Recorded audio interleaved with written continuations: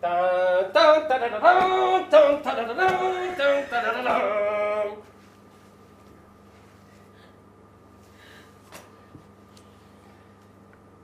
Episode 3.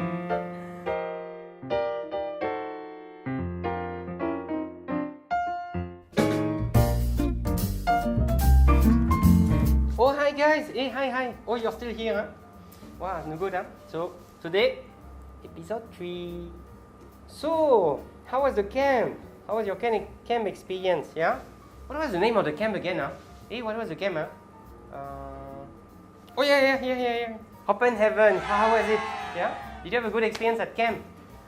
I heard the Saturday evening, the immersion was very good experience. You know the immersion, you remember going through the water? I suppose most of you would have done it. How was that experience? You know, did you feel like it was an experience of letting go, maybe of some baggages, some of the things of the past, some of the things that prevent you from living, you know, letting go and allowing God's Spirit to touch you, in a way allowing the heaven to be open for you and entering through that? Maybe for some of you it was like a prefiguration or, you know, pre-experience of what you will go through in your confirmation in May. In a way, we can say, of course, it's a kind of renewal of your baptism. I suppose most of you were baptized as babies, yeah? So you did not make that choice for yourself, but that immersion, you chose yourself to enter the waters. You know, these waters that bring us from death to life, like Moses and the people crossed the Red Sea, yeah, entering the waters. So you made that choice, and on the confirmation day, you will make the choice to go for the confirmation. Hey, by the way, why do you want to be confirmed, huh? Why? So how?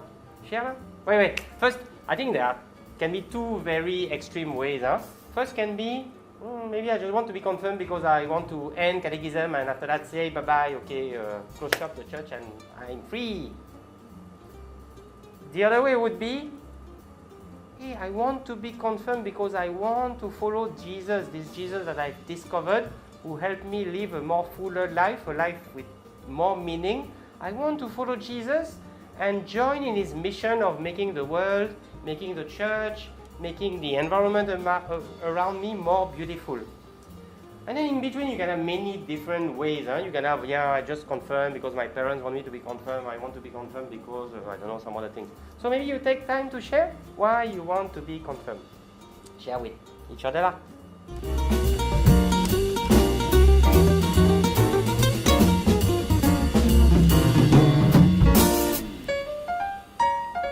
Okay, so today I would just like to say a few words about this passage, you know, from death into life. This passage from the waters that bring us from the darkness into the light. That's the passage of baptism. That's the passage of the immersion. In a way, confirmation is like a renewal of this passage through your own saying yes. And in a way, we can say it's a daily passage that we are called to do. The church calls it the Paschal mystery. You know, the word Paschal comes from passage. That's what we celebrate at Easter. And recently, you know, I spoke to the catechumens on that. We have this little booklet that's called the Liturgy of the Holy Week, where we have the different readings of the different, but especially at the Easter Vigil, we have, you know, you have 7 readings from the Old Testament, 1 reading from the letter of Paul, and 1 gospel. All these readings ultimately are about this passage. I would like just to mention verses from 3 of them. First is, in a way, where we start is the darkness. Yeah, Genesis 1, this beautiful text at the beginning of the Bible, says that now the earth was a formless void. There was darkness over the deep, and God's Spirit hovered over the water. Some translation will say at the beginning, you know, when God created heaven and earth, there was chaos. So there was chaos, there was darkness, a bit like the coffee is dark, but the Spirit of God was hovering over the darkness. And the whole text of Genesis is a beautiful text that tells us how God is organizing this chaos, bringing life into the darkness and bringing us into goodness. You know, they say God created light, God created the earth, God created animals, plants, human beings, and it was good and it was beautiful. And I think when God looks at us, He can see what is beautiful in every one of us. He's not interested in what is not beautiful, I think. He's interested in, he sees first what is beautiful. But then, of course, we also have some darkness in us. Some of it we are aware, some of it we may not be aware, yeah, and it's okay. Sometimes it's in maybe a few years' time, we will start struggling with something new, which will remind us that there's also another part of darkness in us that is there, but it will come in a few years' time. And it's okay in a way because we know that the Spirit of God is hovering over this darkness and bringing life. So every time we experience something of this darkness, we can see it. Sometimes it can bring us down, but in a nicer way, we can just see it as one way to bring more this life that is in us, including the darkness, to bring all that more into the light. Yeah? So the Spirit of God hovering over the darkness.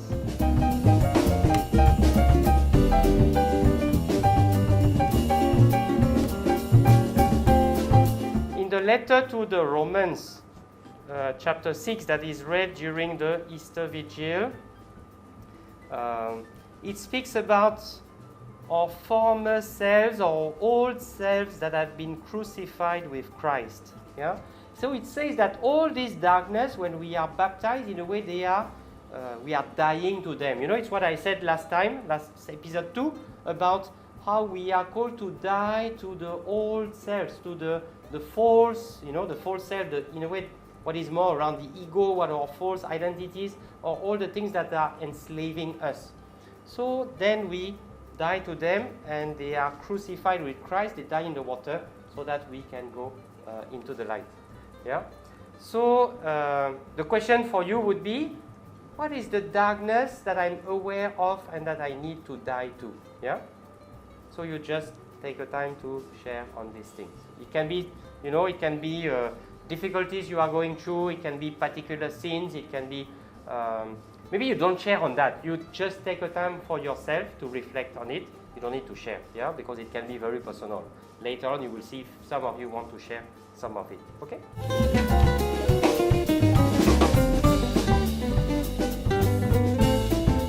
Now, second part of episode 3, from the darkness to the light. Yeah, you have this text from Exodus.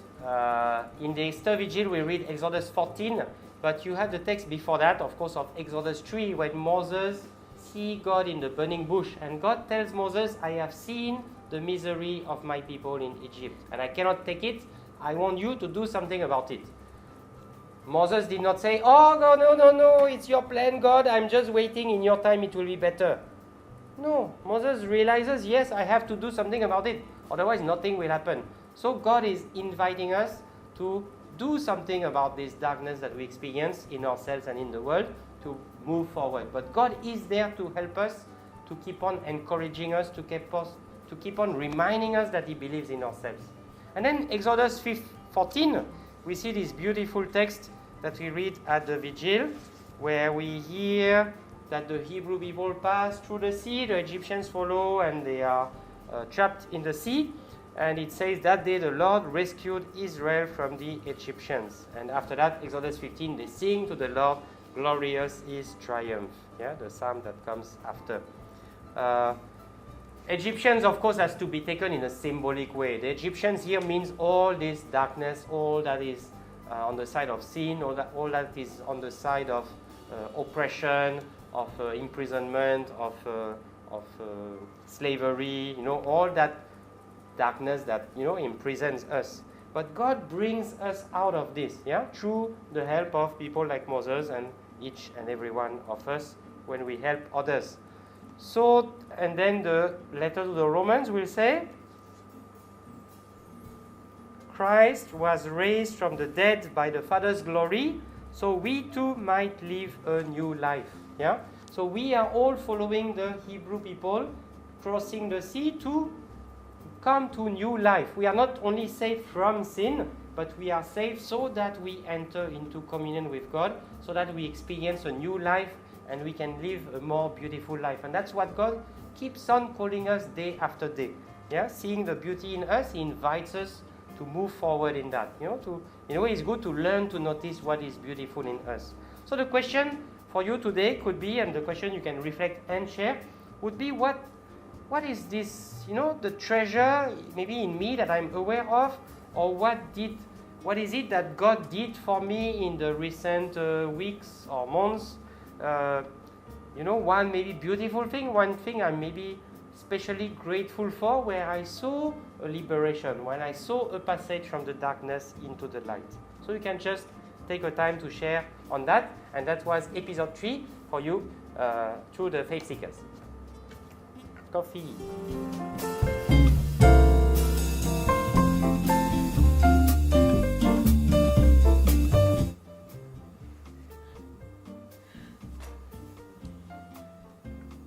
Episode 3.